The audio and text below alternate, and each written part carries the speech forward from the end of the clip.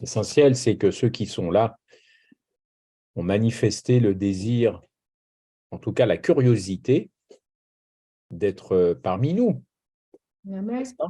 Amen. Quand la possibilité, évidemment, est donnée, de méditer en ce dimanche. Je suis content peut-être de faire cette rentrée avec vous, être le premier ou le second, en tout cas, cette Premier rentrée. de la rentrée. Voilà, d'inaugurer la rentrée ecclésiale, scolaire, professionnelle pour certains, et puis avec un thème quand même, vous me connaissez maintenant un petit peu, parfois un titre un peu curieux, peut-être qu'on a dû se dire, mais des bagages encombrants. Bah, pour ceux qui rentrent de vacances, qui ont pris l'avion, le train, ils savent ce que c'est que d'avoir des bagages, n'est-ce pas, Marceline? Ah oui. Et parfois, on a des bagages encombrants. Et quand vous prenez l'avion, vous savez qu'il y a une certaine dimension à respecter pour certaines compagnies de bagages. Et quand c'est des grandes valises, eh bien, c'est une autre catégorie. Et peut-être que ça rentrerait dans la catégorie bagages. Il y a bagages lourds dans les compagnies, puis bagages encombrants. Et parfois, on ne sait pas quoi faire de ces bagages. Ça passe pas sur un portique, ça rentre pas dans la cabine. Enfin, et je me disais, mais est-ce qu'il n'y aurait pas des bagages encombrants dans nos croyances, celle qui fait que nous serions empêchés d'avancer sur beaucoup de points de vue, chers amis, sur beaucoup de points de vue. Des choses qu'on n'arriverait pas à expliquer, des doctrines ou des théories ou des idées. Alors, ça freine une certaine relation avec Dieu. On n'est pas toujours prêt à abandonner ses bagages parce qu'on considère que ça fait partie de nous. Et à côté de ça, on sent bien que ça nous freine, que ça nous bloque dans un épanouissement spirituel, relationnel avec le Christ. Et aussi avec nos frères et sœurs, parce que vous qui êtes ici, vous avez sûrement fait aussi votre rentrée ecclésiale hier, n'est-ce pas, dans vos églises respectives. Et on a tous été, je l'espère, heureux de se retrouver après 1 mois et demi, 2 mois pour certains, d'absence dans la communauté. Voilà. Je vais essayer de diminuer ce petit truc qu'on voit à mes yeux là et qui n'est pas agréable, Voilà, on me l'a déjà dit. Je vais essayer de modifier ça. Ok, on y va, vous êtes prêts? Alors, on va parler des bagages encombrants dans ce que l'on croit. Il y a peut-être des choses qui vont vous bousculer, que vous n'allez pas comprendre dès le premier jet. Je suis prêt, évidemment, à revenir sur méditation et prière pour m'expliquer, m'exprimer. Mais je crois important de vous ouvrir à la fois mon cœur et mes réflexions sur des choses fondamentales. Et si on capte les choses fondamentales, c'est tout le reste de notre vie qui sera impacté. En 1868, dans un songe, Ellen White voit un groupe de personnes partir en voyage. Certains connaissent cette vision. Ils partirent dans des chariots lourdement chargés, mais lorsque la route devint de plus en plus escarpée et étroite, ils durent abandonner leur véhicule. Ils prirent avec eux quelques bagages et continuèrent à cheval. Le chemin devint encore plus étroit. Il était bordé d'un côté par une paroi abrupte et de l'autre par un précipice. Leurs bagages commençaient à heurter la paroi, de sorte qu'ils en coupèrent les liens et laissèrent tomber les bagages dans le précipice, leurs bagages. Quand le chemin se rétrécit encore, ils furent obligés d'abandonner leur monture, c'est-à-dire le cheval. Puis de petites cordes descendirent le long de la paroi et chacun put s'y tenir alors que le convoi passait donc en file indienne. Bientôt, ils enlevèrent leurs chaussures, puis leurs chaussettes, afin de rendre la marche plus sûre.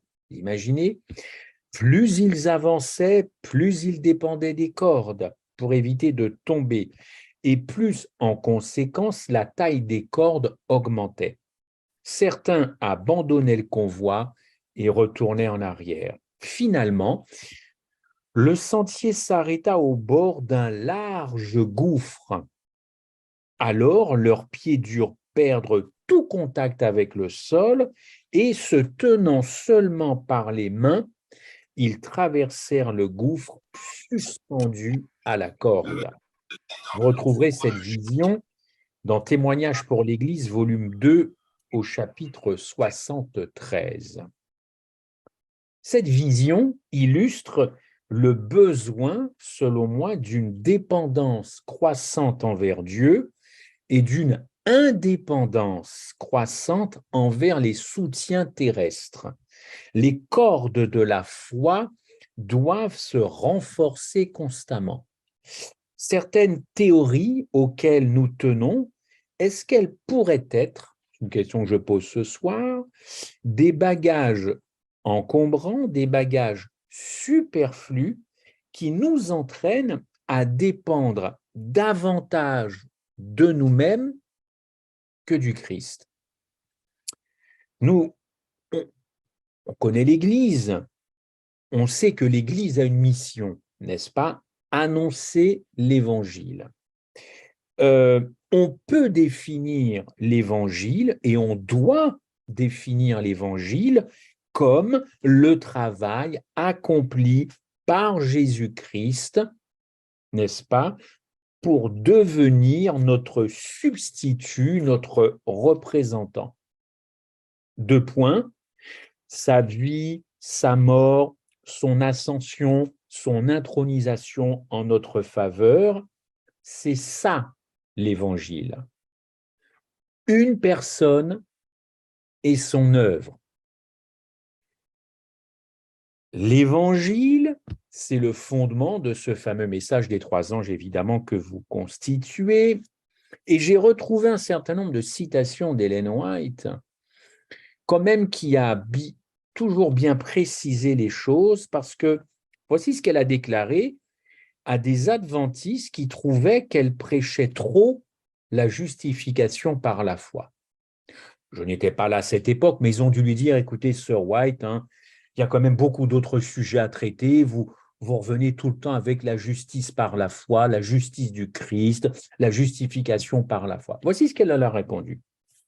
Certains de nos frères craignent que nous insistions trop sur le sujet de la justification par la foi, mais j'espère et je prie pour que personne ne s'inquiète sans raison. Ça, c'est l'humour de Madame White. Vous voyez un petit peu, avant d'arriver avec ce qu'elle a à dire, elle envoie un petit premier, voilà, un petit quelque chose. En effet, dit-elle, il n'y a aucun danger à présenter cette doctrine telle qu'elle est exposée dans l'Écriture.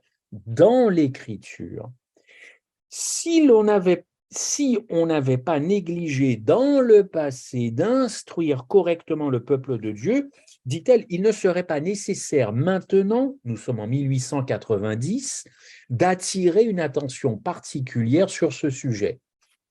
Plusieurs m'ont écrit pour me demander si le message de la justification par la foi était le message du 3e ange, et j'ai répondu oui, c'est la teneur même, je dirais même l'ADN du message du 3e ange, spécifiquement du 3e ange.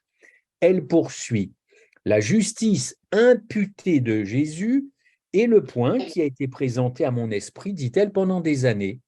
Je me suis étonné de ce que cette question n'ait pas fait l'objet de nos échanges dans nos églises sur tout le territoire, donc évidemment le territoire nord-américain, alors que cette question m'a été présentée avec tant d'insistance, alors que j'en ai fait le sujet, dit-elle, écoutez bien, de presque chacun de mes discours devant le peuple.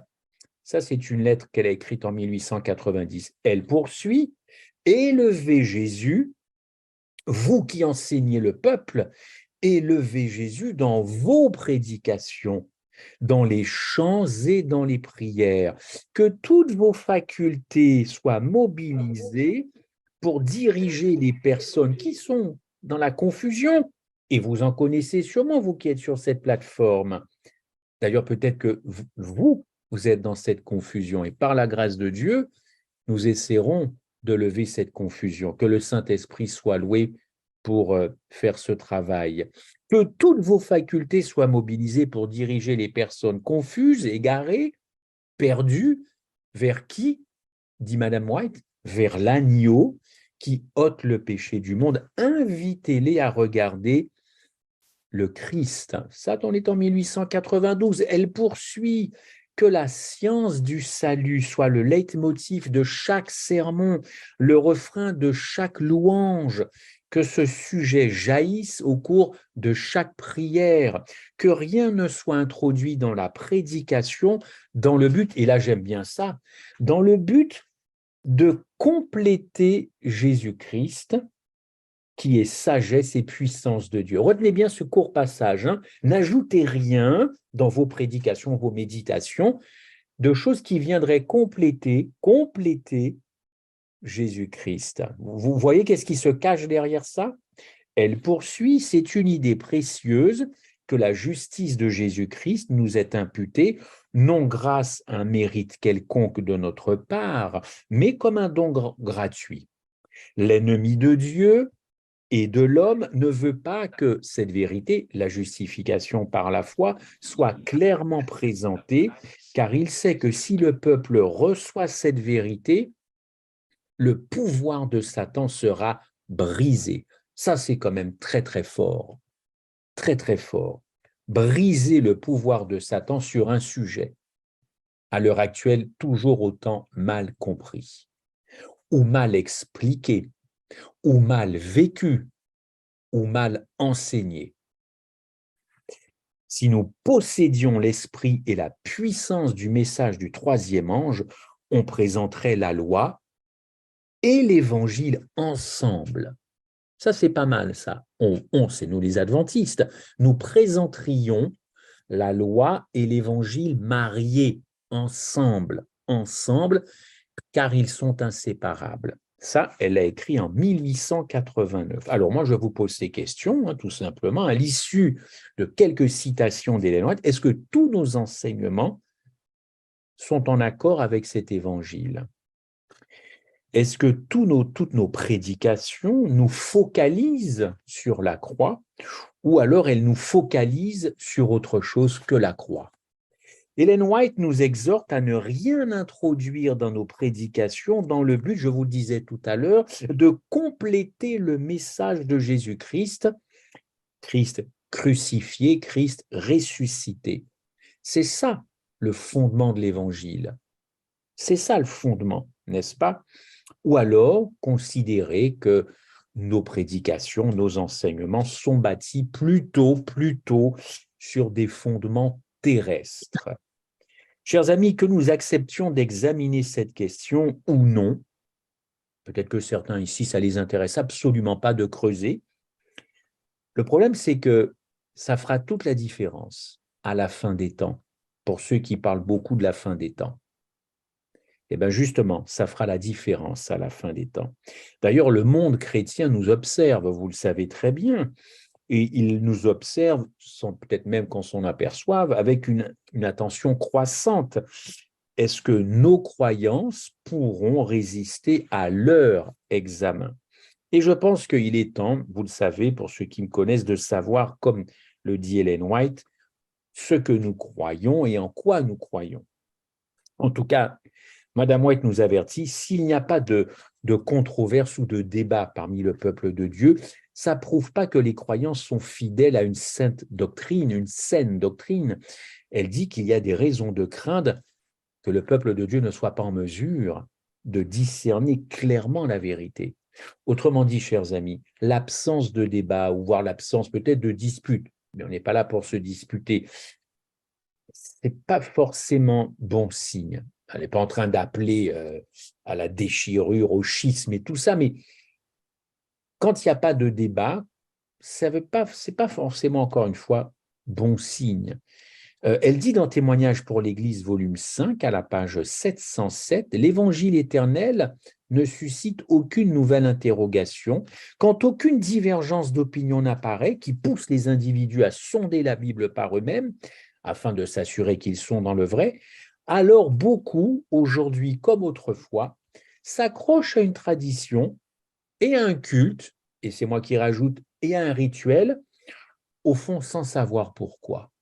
Sans savoir pourquoi. » Elle dit, nous avons trop longtemps essayé d'ignorer nos différences pour préserver l'unité. Si à cause de l'unité, et c'est moi qui parle là maintenant, nous n'osons pas nous renseigner pour savoir quelle est la vérité, alors le prix de l'unité est peut-être pour certains trop élevé. Peut-être que pour d'autres, ça n'en vaut pas la peine, ça n'en vaut pas le coup, n'est-ce pas? Il est dangereux de dissimuler des sujets controversés en espérant qu'ils disparaissent tout seuls. Vous voyez ce que je veux dire? Il est inquiétant, selon moi, de penser que d'autres chrétiens deviennent des connaisseurs des problèmes de l'adventisme alors que nous-mêmes nous fermons les yeux sur ces choses. L'ignorance, chers amis, ce soir, l'ignorance ne fait pas le bonheur. Fermer les yeux ne fait pas le bonheur, n'est-ce pas? Dans l'avenir, ces questions vont ressurgir, n'est-ce pas? Elles vont peut-être même éclater comme un orage, ces questions. Et beaucoup de nos membres ne sauront pas quelle partie prendre. Cette recommandation d'Ellen White s'applique encore aujourd'hui. Certains redoutent que s'ils s'avouent être dans l'erreur, s'ils reconnaissent avoir été pendant des années dans l'erreur, même sur un seul petit point, ils ont peur que d'autres soient aussi amenés à douter, en fin de compte, sur l'ensemble de la vérité, n'est-ce pas? Alors, ils disent non, non, ne cherchons pas plus loin, restons en tout cas sur une base commune, hein, de ce qu'on comprend, de ce qu'on aime. Ne cherchons pas plus loin, ça pourrait engendrer dissension, désunion. Non, chers amis, non, non, non, non, non, non, pas du tout. C'est l'investigation, tôt ou tard, doit avoir lieu. Et mieux vaut tôt que tard. Encore une fois, tout simplement parce que c'est souvent une question de salut. Ça peut être une question de salut, n'est-ce pas? Si la foi de certaines personnes en la Bible ne résiste pas à un examen des Écritures, plus vite ce problème se révélera, plus vite la voie s'ouvrira pour montrer à ces personnes leur erreur, n'est-ce pas? On ne peut pas soutenir que si une position a été prise, si une idée a été défendue, bon, on ne peut plus l'abandonner. On ne peut plus l'abandonner, quelles que soient les circonstances de la vie. Non, non, non, non, non, pas du tout. C'était Ellen White qui le dit dans Gospel Workers en 1892. Donc, il faut être prêt à abandonner certaines choses, abandonner ces bagages encombrants qui nous empêchent d'avancer. Mais ce bagage, comme on l'a eu toute sa vie, depuis sa jeunesse, puisque certains sont nés adventistes avec déjà ce bagage encombrant, ils ne sont pas prêts à laisser tomber ce bagage encombrant. Pour tout un tas de raisons que je ne juge pas, mais ça finit par faire des dégâts monumentaux quand même dans la tête de ces personnes. Chers amis, lorsque nous présentons une doctrine, et je vais rentrer dans le vif du sujet, vous vous en doutez, quand on présente une doctrine qui ne s'accorde pas avec nos conceptions, on devrait d'abord consulter la parole de Dieu. J'entends beaucoup dire la même chose que moi, mais au fond, ils conservent ce bagage encombrant. Mieux vaut consulter la parole de Dieu plutôt que de prier l'Éternel pour qu'on conserve cette chose à laquelle on tient, n'est-ce pas? On ne devrait pas permettre à l'esprit qui a conduit certaines personnes à poursuivre Jésus-Christ en justice pour tout un tas de raisons, alors que c'est nous qui sommes, en fin de compte, responsables de cette non-recherche. N'est-ce pas? Vous savez très bien que le Christ a été accusé de tous les maux, MAUX. Le peuple n'a pas cherché à comprendre, il a suivi, vous le savez, les dirigeants juifs de l'époque. Il suffisait de dire que Jésus n'était pas le Fils de Dieu, c'était chose acquise. Voilà. Chers amis, la Bible et la Bible seule doit être notre credo, n'est-ce pas? Et c'est d'ailleurs la seule Bible qui doit être notre facteur d'unité. Tous ceux qui s'inclinent devant cette sainte parole n'auront pas de soucis pour l'avenir, n'est-ce pas? Le grand danger, selon moi, est de nous accrocher obstinément à de fausses théories sous prétexte de garder les anciennes bornes. Les anciennes bornes. Madame White a écrit encore quelque chose d'important sur ces anciennes bornes. Elle dit le passage, c'était en 1889, le passage de l'année 1844, ça vous rappelle des souvenirs, le passage de l'année 1844 a été une époque de grand événement qui a dévoilé devant nos regards étonnés la purification du sanctuaire céleste, en nette relation avec les fidèles de Dieu sur la terre, au ciel et sur la terre, n'est-ce pas? Le déploiement de la bannière portant les commandements de Dieu et la foi de Jésus. Par le premier et le second message angélique, puis par le troisième. Un des jalons posés, parce que ce message était le temple de Dieu, localisé dans le ciel par un peuple amoureux, dit-elle, de la vérité, ainsi que l'arche qui contenait la loi de Dieu, la lumière du sabbat, du quatrième commandement, a éclairé puissamment le chemin des transgresseurs de la loi de Dieu. N'est-ce pas? La non-immortalité des réprouvés, un jalon ancien, mais dit-elle, je ne vois rien d'autre que l'on puisse qualifier dans cette d'ancienne borne. Toute cette agitation au sujet d'un déplacement des anciennes bornes n'est que le fruit de l'imagination. Qu'est-ce qu'Ellen White a voulu dire donc en 1889? Au fond, le Dieu des cieux, toujours admirable, toujours imprévisible Dieu. Elle dit simplement, petit commentaire, que Dieu va se servir de gens dont on n'attendait pas ni la présence, ni quoi que ce soit pour dévoiler des vérités, et il va peut-être continuer d'endurcir le cœur de ceux qui dévoilent de fausses vérités. Pourquoi? Tout simplement pour qu'à un moment donné, chacun puisse se positionner.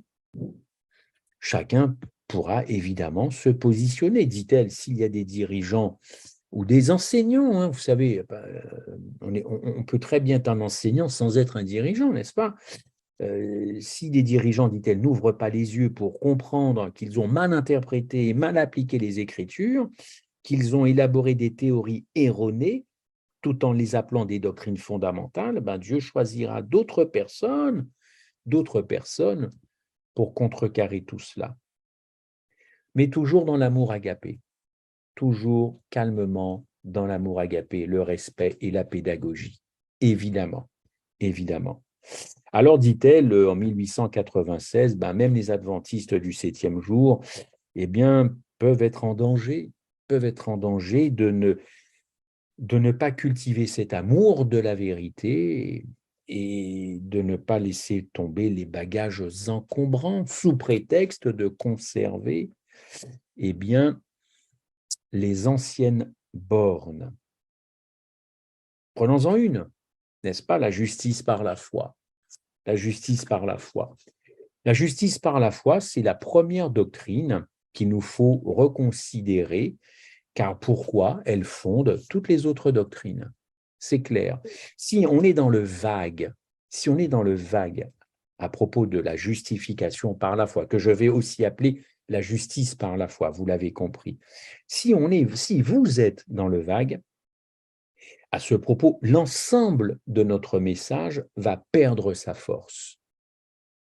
L'ensemble de notre message perdra sa force. Pourquoi c'est la première doctrine à considérer? Parce que vous pouvez très bien me dire, mais oui, mais aussi il faut parler d'autres sujets dans la Bible, la santé, la famille, le couple, les enfants, le travail, les loisirs. Il y a tellement de choses à parler. Mais c'est la première des doctrines à considérer car c'est la justification par la foi, c'est la seule protection contre le salut par les œuvres. Ah oui. Est-ce que vous y avez pensé à ça? Pourquoi, au nom de la sentinelle des temps, je parle, et pas que moi j'espère, eh bien, de la justification par la foi telle qu'elle est inscrite dans la Bible et telle qu'elle a été rappelée par Dieu en 1888.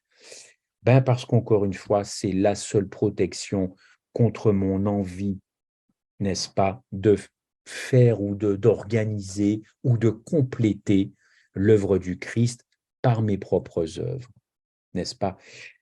Cette justice par la foi, ben, c'était la pomme de discorde entre Caïn et Abel. Ça vous rappelle quand même des souvenirs, cette affaire-là, n'est-ce pas? C'était le point de divergence à l'époque de l'apôtre Paul en Galatie. Relisez Galates et regardez comment Paul admoneste les Galates. C'était aussi la pomme de discorde, bah, évidemment la réforme du XVIe siècle. Martin Luther, ça vous parle, et ce fut la pomme de discorde, comme par hasard, en 1888. Vous ne trouvez pas que ça fait beaucoup? Parce qu'à chaque période que je viens de vous citer, c'était ça le problème, la bonne et saine compréhension de la justification par la foi. Est-ce que la réforme, le schisme entre l'Église catholique romaine et Martin Luther, c'était la santé? Est-ce que à Caïn et Abel, c'était parce qu'ils ne faisaient pas assez de sport l'un ou l'autre? C'était la famille, Caïn et Abel? C'était de l'infidélité dans le couple? Enfin, bon, bien sûr que c'était deux frangins, mais vous voyez ce que je veux dire?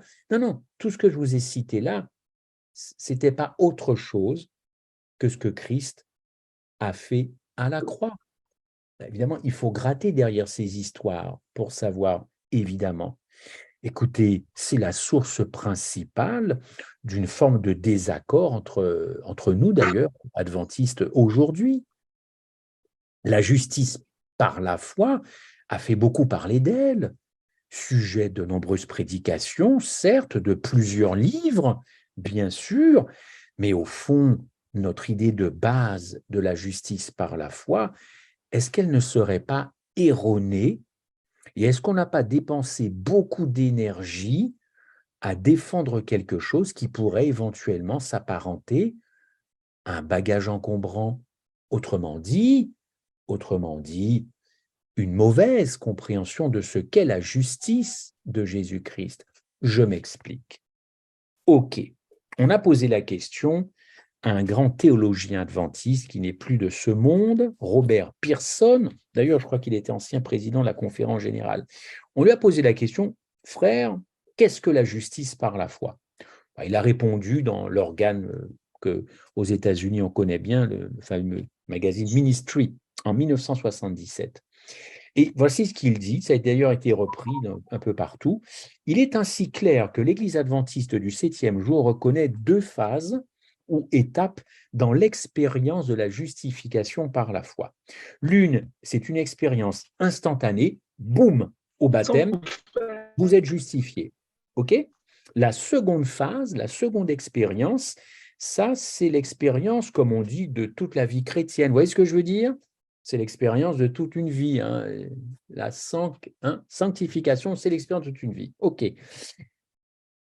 Et dit-il, pardon, c'était un monsieur, cette fameuse justice impartie de Jésus qui apporte grâce et force par le ministère bienveillant du Saint-Esprit pour que le saint, eh bien, puisse en finir dans sa vie avec la victoire sur le péché, n'est-ce pas? Et devenir de plus en plus semblable au divin maître. Alléluia! C'est une définition qui pourrait emporter notre adhésion, sauf que dans cette définition, il y a des choses qui parfois méritent quand même explication, n'est-ce pas? Alors vous allez dire oui, mais tout ça, c'est des problèmes de mots, c'est des problèmes de sémantique.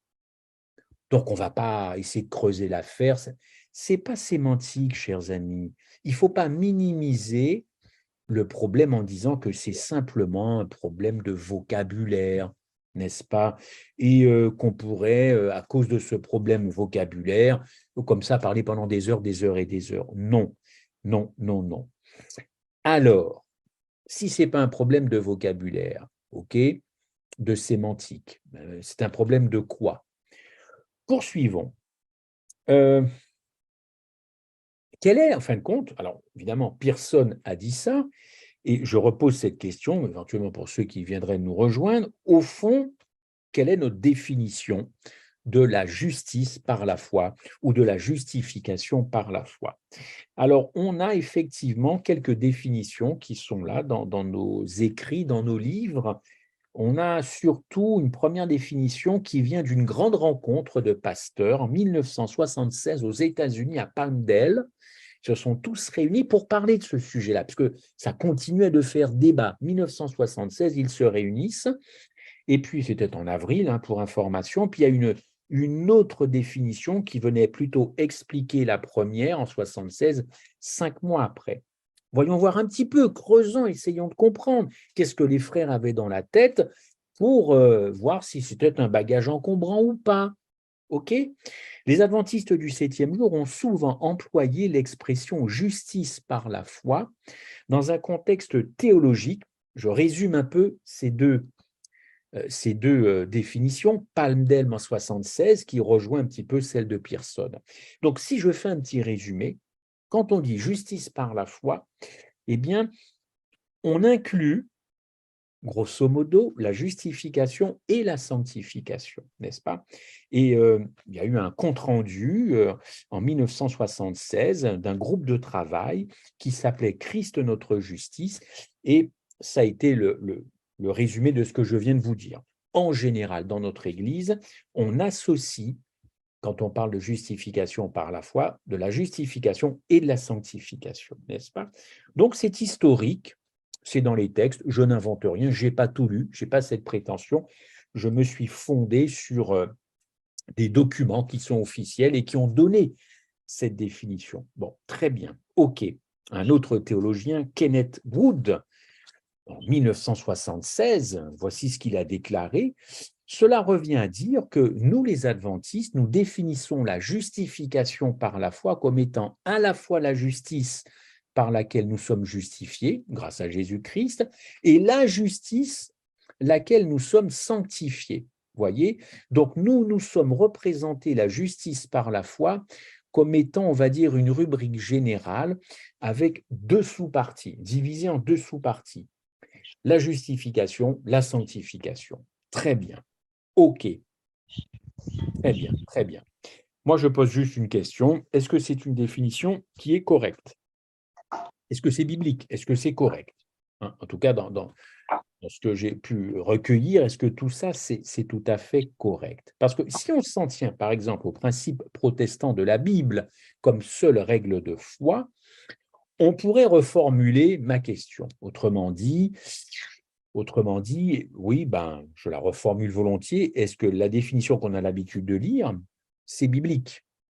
Est-ce que c'est biblique? Parce que je crois comprendre que dans la Bible, le terme justice par la foi ou justification par la foi, c'est pas utilisé pour désigner la sanctification, n'est-ce pas? Et ce terme ne renvoie jamais, jamais, la justice par la foi, il ne renvoie pas ce qu'on appelle le renouvellement intérieur, n'est-ce pas? Ni à notre croissance en Christ, ni à notre croissance en Christ. Je ne l'ai pas trouvé. D'ailleurs, l'apôtre Paul, ouvrez vos Bibles si vous le voulez bien, si vous allez dans le texte de Romains 3, verset 20, prenez vos Bibles, je vous en prie, s'il vous plaît, Romains 3, 20.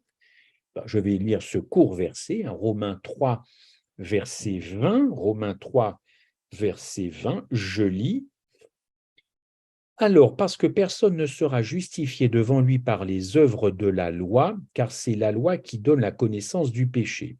Verset 21. Mais maintenant, mais, très important, quand Paul dit mais, c'est qu'il a compris un truc. Mais maintenant, la justice de Dieu a été manifestée sans la loi et les prophètes lui rendent témoignage. Vous vous rendez compte de ce que je suis en train de lire? Parce que je voudrais peut-être m'adresser à ceux qui sont légalistes. Je n'ai rien contre la loi, surtout c'est le caractère de Dieu. Mais C'est la loi qui rend témoignage à la justification. C'est beau ça, n'est-ce pas? La loi de Dieu rend témoignage de ce que Christ a fait à la croix, et pas l'inverse. C'est Paul qui le dit. Je poursuis verset 22. La justice de Dieu, dis-je, Paul, par la foi en Jésus-Christ pour tous ceux et sur tous ceux qui croient. Car il n'y a pas de distinction puisque tous sont péchés et sont privés de la gloire de Dieu, verset 24, et ils sont justifiés gratuitement par sa grâce, par la rédemption qui est en qui? En Jésus-Christ, que Dieu avait destiné à être une victime propitiatoire par la foi, en son sang, afin de manifester sa justice. Vous voyez, lisez le verset 26, lisez verset 28, on conclura avec le 28. Nous concluons, vous voyez, Paul est très clair. Il pose un truc, il dit mais, et je conclus.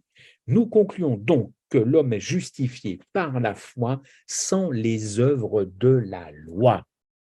Enfin, le texte est clair en français tout de même, n'est-ce pas?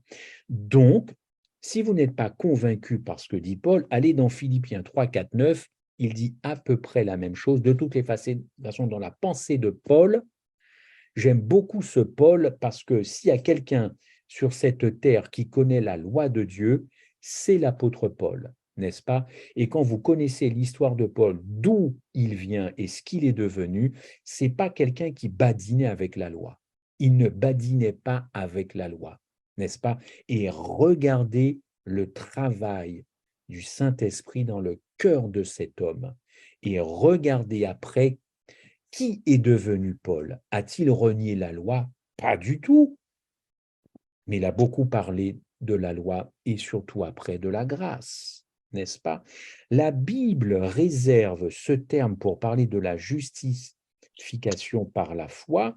Elle parle de la justice substitutive. C'est aussi dans le texte de Paul. Justice substitutive de Jésus-Christ. Jésus-Christ, pardon, celle qui est attribuée aux croyants et par laquelle cette personne est reconnue justifiée, principalement évidemment au baptême. En fait, dans les écrits de Paul, la justification par la foi et la justice par la foi, c'est la même chose. Quand il écrit la justice par la foi ou la justification par la foi, pour Paul, c'est la même chose. Et c'est tout à fait recevable, évidemment. OK, pourtant, pendant des années, on a exposé avec une énergie des moyens et des Vous méthodes. allez vous appuyer sur quoi là-bas? Pardon? Est-ce que c'est une première question ou est-ce que je ne sais pas si c'était pour moi? C'était pas une question, la personne n'a pas fermé son micro. OK, pas de souci. Il y aura des questions après, c'est pas un souci. Ce que je veux dire par là, j'essaie de rentrer dans la pensée de Paul. Pendant des années, nous avons exposé avec énergie des moyens et des méthodes de sanctification, tout en affirmant prêcher la justification par la foi. Vous comprenez? On a beaucoup prêché la sanctification. Premièrement, en négligeant de prêcher d'abord la justification, et en prêchant la sanctification, on a dit que ça faisait partie de la sanctification. Or, ce sont évidemment deux choses différentes, n'est-ce pas? Je vais entrer dans les détails. Très bien. On a un numéro qui est paru en 1974. J'étais bien jeune à cette époque, mais j'habitais en Guadeloupe, évidemment. Un message de la Review and Herald sur la justice par la foi. Quelque chose qui a été produit et cet écrit paru dans la Review and Herald fournit un exemple parfait. Cet article ne contenait en tout cas ce magazine ne contenait qu'un court article tout petit sur le travail de substitution qu'a fait Jésus-Christ à la croix. Saisissez ma pensée. Pas grand-chose, en gros, sur le travail de Jésus à la croix. OK, très bien. Tout le reste de la publication, eh bien, c'était appesanti sur le travail intérieur de la sanctification. Pas grand-chose sur ce que Christ a fait, beaucoup de choses sur ce que Christ veut faire. Est-ce que vous n'y voyez pas là quand même un déséquilibre? N'est-ce pas? Je ne minore pas le travail que le Saint-Esprit veut faire dans nos vies pour nous préparer au retour de Christ. Absolument pas. Mais quand il y a 3 lignes ou 5 lignes sur ce que Jésus a fait à la croix et 25 lignes, 50 lignes sur ce qu'il veut faire en nous, pour moi, il y a un déséquilibre. Je ne sais pas comment vous voyez cette chose. En tout cas, le problème reste sérieux. En incluant la sanctification dans la justice par la foi, on a en fin de compte déséquilibré notre message. Et nous avons manqué de donner à la justification la place centrale dont elle a besoin. Autrement dit, la place de Christ centrale dans son œuvre. Ça et là, on peut rencontrer des gens qui vous parlent beaucoup du travail de l'esprit dans leur vie, n'est-ce pas? Et chaque jour, ils essaient en faisant des efforts, louables peut-être, je ne suis pas dans leur état d'esprit, pour être,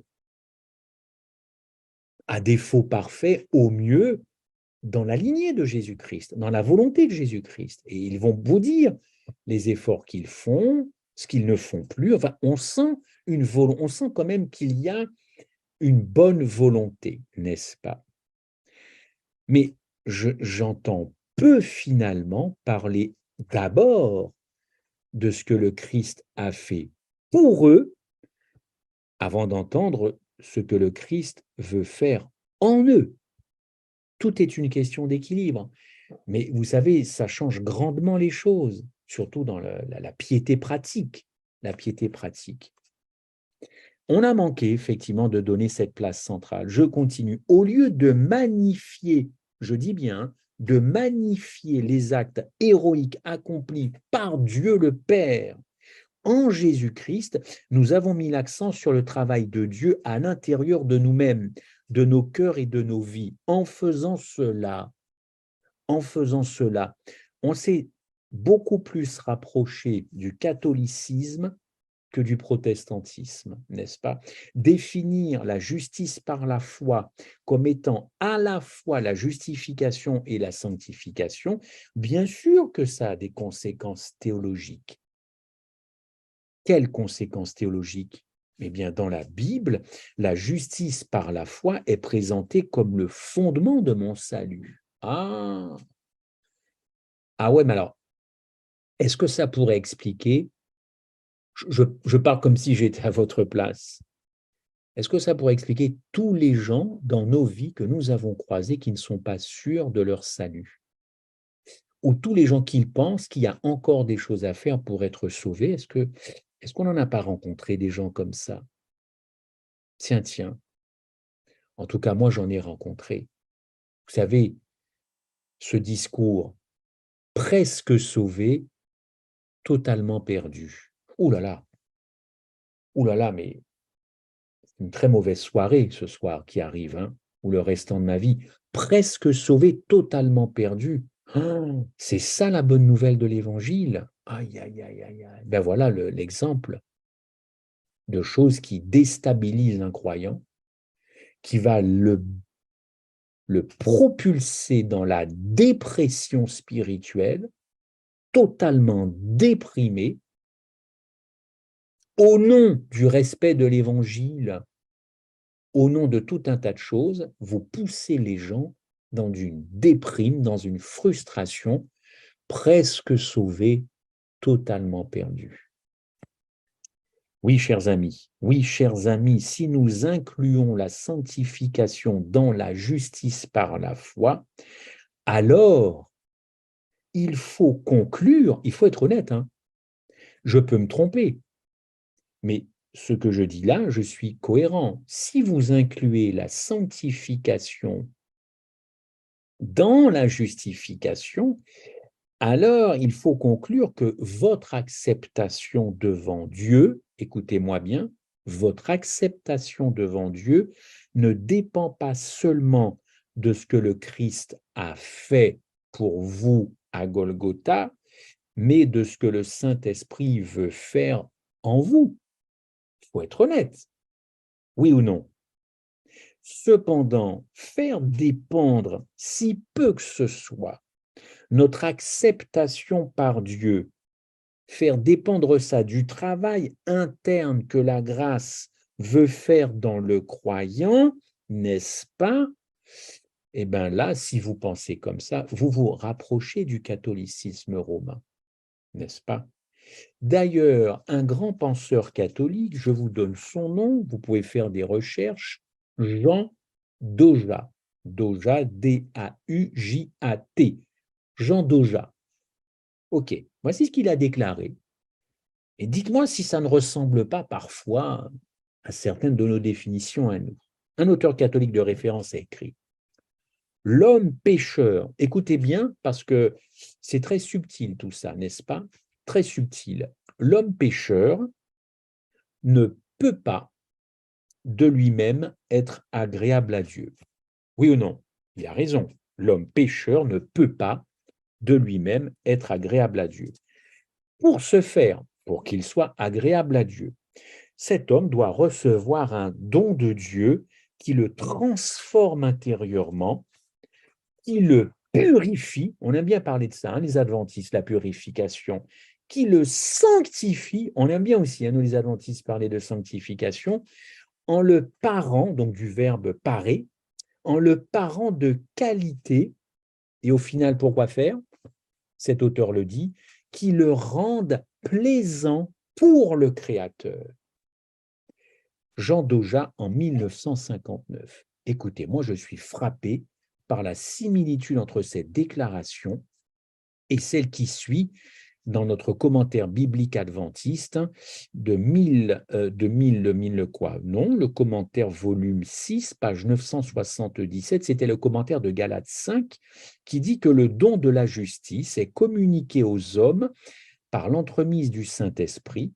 C'est là la différence entre la justice inefficace que l'homme recherche, on est d'accord, dans les œuvres, on est d'accord, et la justice efficace qui vient au travers de la foi. Dans la première, l'esprit ne joue aucun rôle. Bon, ok. Dans la première, je répète, l'esprit, le Saint-Esprit ne joue aucun rôle, n'est-ce pas? Car l'effort est purement humain et donc indépendant de la grâce divine. Alors, voilà ce que je vais faire. Et là, la différence entre la justice. Voilà. Pour ne pas souffrir d'un manque de batterie.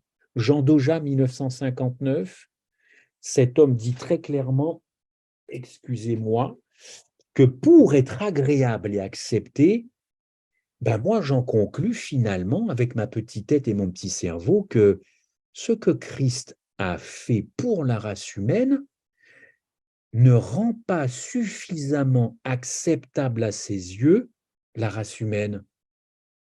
Vous êtes d'accord ou pas? On en discutera peut-être tout à l'heure. Mais je crois quand même, selon l'apôtre Paul, que quand Jésus à la croix dit que tout est accompli, il n'a pas rajouté tout est accompli, mais il y a encore un truc à faire pour que vous soyez plaisant, agréable à mes yeux. Enfin, ou j'ai une mauvaise Bible, il faut m'en envoyer une la semaine prochaine par la poste, hein, je paierai les frais de port. Mais dans toutes les versions que j'ai, moi j'ai tout est accompli. Ou c'est accompli, ça dépend des versions, si elles sont plus littérales ou pas. Vous voyez donc, je sais qu'on est dans la subtilité, mais on n'est pas dans la sémantique, et moi je ne fuirai pas ce débat, sous prétexte que ce sont des mots et qu'on on cherche pas la petite bête, on essaie de comprendre ce qu'est la justification par la foi au travers du sacrifice de Jésus-Christ, et ce que Christ veut faire par l'entremise du Saint-Esprit, oui, là c'est vrai, ce que l'on appelle classiquement la sanctification. Mais attention, mélanger les deux revient à faire des chrétiens qui sont vraiment sur des sables mouvants, parce qu'ils seront toujours en quête d'être acceptables, d'être plaisants aux yeux de Dieu. Et ils vont faire beaucoup de choses, beaucoup d'efforts, ils vont essayer de s'améliorer. Tout ça, ça peut partir de bons sentiments, chers amis. Je n'en doute pas un instant. Il y a des cœurs sincères, authentiques, Mais si c'est ça votre conception du salut, vous êtes sur des sables mouvants. Et il y en a un qui vous attend à la fin des temps et qui va s'amuser à vous embrouiller. Et quand vraiment ça va chauffer pour les chrétiens, eh bien, vous ne serez plus sûr de rien. D'ailleurs, autour de moi, il y a des gens qui ne vont vraiment, vraiment pas bien. On a vu du monde cet été, et voilà, on a appris des choses, voilà, mon entourage et tout, et c'était très compliqué parce que je sentais qu'au départ, les choses n'étaient pas claires dans leur tête. Vous comprenez un petit peu cette affaire-là? Une autre difficulté posée d'ailleurs par la vision adventiste traditionnelle de la justice par la foi, et que c'est vrai, elle déforme, selon moi, hein, ça n'engage que moi ces propos-là, elle déforme le vrai sens de la sanctification, n'est-ce pas? Je m'explique. Si nous plaçons la justification et la sanctification dans la même rubrique, sur la même plateforme, on est bien d'accord? Vous comprenez très bien. OK, sur la plateforme de la justice par la foi. Alors, il faut conclure que les deux se produisent de la même façon. Or, Paul affirme sans ambiguïté qu'on l'a lu, Romains 3, 28, nous sommes justifiés par la foi indépendamment des œuvres de la loi. Mais si la sanctification vient aussi de la foi seule, alors nous sommes sanctifiés sans aucun travail ou sans aucune collaboration, je préfère ce mot, de notre part. Or, la Bible ne préconise jamais une intervention du Saint-Esprit dénuée de notre collaboration, n'est-ce pas? Il y a beaucoup de versets bibliques, comme Pierre, quand il dit « Abstenez-vous de convoitise charnelle », 1 Pierre 2, verset 11, quand Jacques nous dit de nous soumettre à Dieu et de résister au diable afin qu'il fuit loin de nous, ça nécessite quand même une collaboration avec le Saint-Esprit. Quand Paul nous dit « par l'Esprit, faites mourir votre comportement charnel et vous vivrez », bon, il y a quand même une espèce d'injonction à recevoir pleinement l'Évangile et à rentrer dans cet Évangile. Il continue, faites donc mourir ce qui est dans vos membres, tout ce qui est terrestre, quand il parle à Timothée, quand il donne des instructions à Timothée, quand il dit « efforce-toi de te présenter devant Dieu comme un homme qui a fait ses preuves, un ouvrier qui n'a pas à rougir », de Timothée, encore une fois, 2,15, on comprend que Paul est simplement en train de dire je vous parle beaucoup de justification, la sanctification, c'est important, mais vous ne pouvez pas rester comme ça, les bras croisés, en disant ça va venir tout seul. Non, Ellen White l'a toujours dit, le Seigneur n'envisage pas d'accomplir à notre place le vouloir ou le faire, n'est-ce pas? Ce travail, bien que je n'aime pas ce mot, parce que chez moi il est très connoté, cette réception de l'Évangile, encore une fois, ne doit pas nous rendre indolents, ne rien faire sous prétexte que l'Esprit va travailler dans ma vie. Il faut une collaboration, n'est-ce pas? Ce bagage encombrant, c'est peut-être, bon, c'est franchement, sûrement, un gros bagage encombrant dans la tête, en tout cas dans la tête. Chez ceux qui n'ont pas compris qu'on ne met pas la charrue avant les bœufs. On ne met pas la charrue avant les bœufs. Et l'évangile, lors du jugement dernier, consistera à bien comprendre, l'évangile, comme je l'ai dit dans le flyer, dans le cadre du jugement dernier, consistera à comprendre que la justification, c'est pas la sanctification, et la sanctification, c'est pas la justification. Ce sont certes deux choses très importantes, mais nous avons depuis très longtemps déséquilibré. Et nous n'avons pas rendu à Jésus-Christ tout le mérite qu'il a eu d'aller sur cette croix, de passer 33 ans et demi sur cette terre, d'endurer ce que nous n'endurerions jamais, au profit de tout le travail qu'il veut faire en moi. Et certains, d'ailleurs, mettent tellement la barre haute haute au nom de Dieu, selon eux, dans leur message, qu'il y a des moments où vous vous dites, mais je n'y arriverai jamais. Quand un frère, une sœur vient vous dire, voilà, moi c'est comme ça que je fais les choses pour être agréable à Dieu, et c'est comme ça qu'il faut les faire, et vous vous comparez, vous vous dites, mais moi je n'y arriverai pas. Jamais de la vie, la barre est trop haute. Et c'est le diable qui veut nous faire croire que cette barre est très haute. Ne me dites pas ce que je n'ai pas dit, je n'ai pas dit que la barre est très basse. Je dis que beaucoup de gens, beaucoup de chrétiens bien ou mal intentionnés, dans leurs propos, mettent la barre très haute, ils ne savent pas à qui ils s'adressent. Vous avez peut-être un adventiste qui est en difficulté, en faiblesse morale, en problème, et vous allez plutôt le décourager qu'autre chose, n'est-ce pas? Cet évangile à la fin des temps. Je reviendrai une autre fois parce que le temps passe et vous avez peut-être des questions, mais cet évangile à la fin des temps, je ne vais pas me présenter à la barre de l'Éternel à la fin des temps avec mes bonnes œuvres, même si elles auront été considérées bonnes par le ciel. Et j'ai envie de vous dire qu'il sera requis davantage à la fin que l'absence de péché. Il faudra avoir revêtu la justice de Christ. Il y a des gens qui se préparent en disant, moi, je sais ce que j'ai fait dans ma vie, je pourrai quand même le dire à l'Éternel, ou l'Éternel verra tout ce que j'ai fait. OK, en matière de bonnes œuvres. Mais ils ont oublié que ça ne comptera pas, ça ne peut pas compter. Seul compte le sacrifice de Jésus-Christ pour vous présenter à la barre. Il n'y a que ça qui comptera. Alors, inconsciemment, oui, peut-être moi-même, je me dis, ah ben j'ai fait ça, j'ai été le président de ça, je suis dans les publications, il y a ça, on a essayé de faire avancer. C'est ce que l'Éternel m'a mis à cœur, mais en quoi ça m'ouvre les portes du ciel? Si je n'ai pas d'abord revêtu son caractère. On peut très bien faire plein de bonnes choses pour Dieu sans en avoir le caractère, n'est-ce pas? Ce n'est pas une vérité que je lâche comme ça. Donc, ne confondez pas, il sera requis davantage que l'absence du péché, la présence de la justice du Christ en moi. Et Paul attache beaucoup d'importance justement à ce que nous comprenions cela, n'est-ce pas?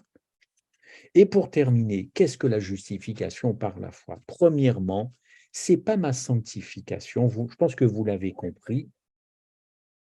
Eh bien, pour la simple et bonne raison que lisez Romains 3, lisez le Romains 5 que l'on vient de lire, jamais la Bible n'emploie l'expression justification par la foi pour parler de la sanctification.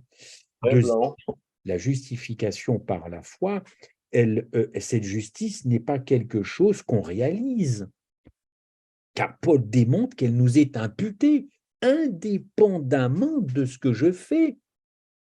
Romains 3, 28 et Romains 4. Cette justice vient du Christ indépendamment de ce que je fais, n'est-ce pas?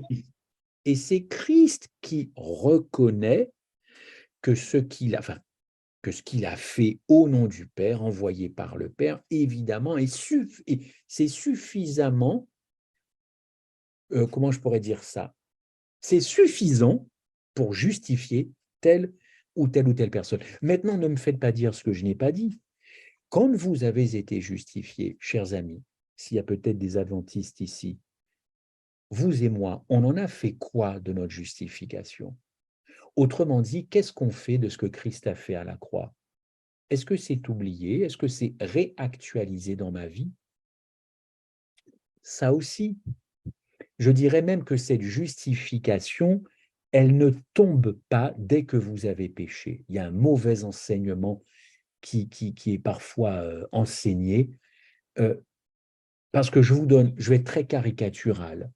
Je pêche, j'ai fait une grosse bêtise. Je perds ma justification selon ces personnes. Je me repens. Je récupère donc ma justification. 2 semaines après, je repêche. Donc, je repère ma justification, je demande pardon, je fais repentance, donc je retrouve ma justification. 1 mois après, je pêche, donc je perds ma justification, donc je prie, donc je me repens, donc je récupère ma justification. 6 mois après, je pêche, je repère. Vous pensez que c'est sérieux, ça? Vous pensez que ça va donner quoi comme chrétien adventiste? Quelqu'un qui est épanoui? Non, mais attendez, mais c'est du grand n'importe quoi de penser que dès que vous péchez, vous perdez votre justification. Mais moi, je voudrais plutôt m'intéresser à j'ai été justifié, mais qu'est-ce que je fais de ce si grand bonheur? Parce que là, j'emploie des mots, mais c'est des choses que je dois vivre. Comment je reçois ce don, ce cadeau, ces bisous? Comment je reçois ce sang qui a coulé et qui m'a justifié alors que je n'ai rien demandé?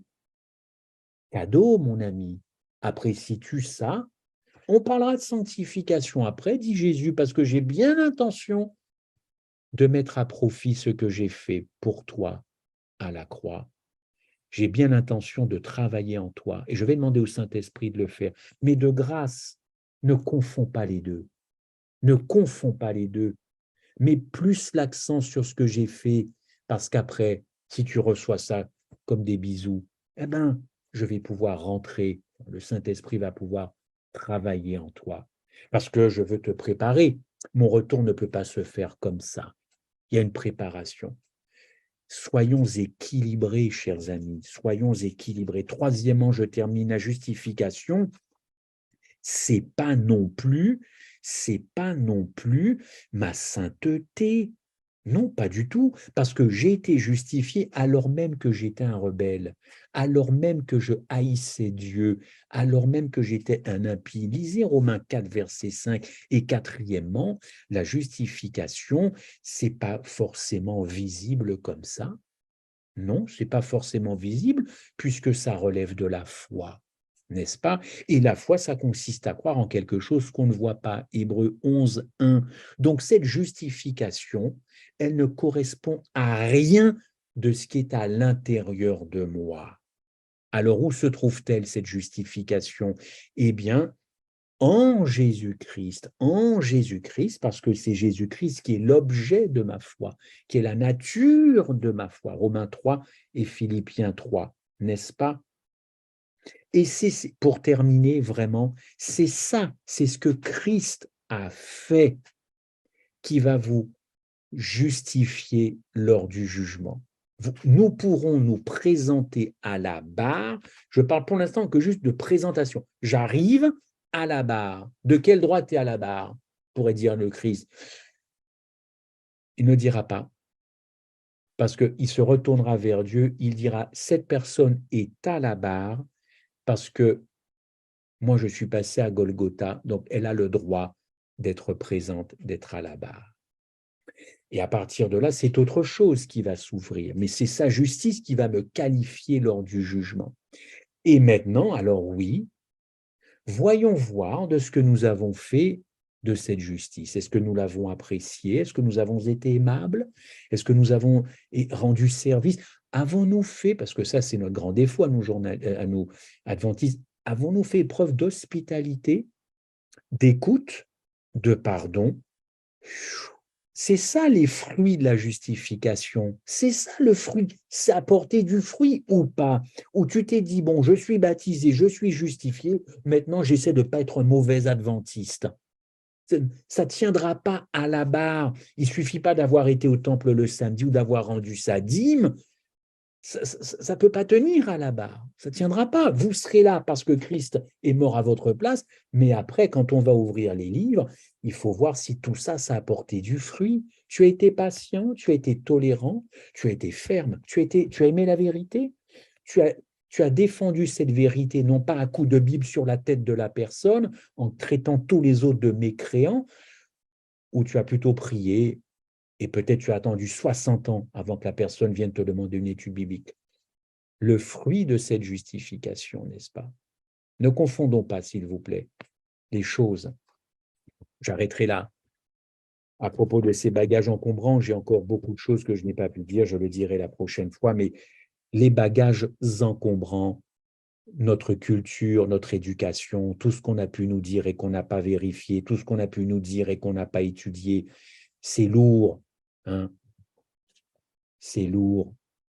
Dans une compagnie aérienne, maximum 30 kilos, 25 kilos, mais nous, ça fait des tonnes et des tonnes depuis qu'on est adventiste, que c'est lourd à porter. Alors j'espère que pour cette année ecclésiale que nous inaugurons ensemble, nous puissions revenir sur des choses posément, calmement. Qu'est-ce que la justification? Qu'est-ce que la sanctification? Qu'est-ce que le salut? Qu'est-ce que la vie éternelle? Qu'est-ce que le paradis? Qu'est-ce que la seconde mort? Voilà, ça doit structurer non seulement ma pensée, mais ça doit venir s'installer dans mon cœur. Parlons après du travail que Dieu veut faire. Mais comment voulez-vous que Dieu travaille dans mon cœur si je n'ai pas compris les bases de ce qu'il a déjà fait pour moi? Que Dieu nous aide en tout cas et merci de votre attention. Amen.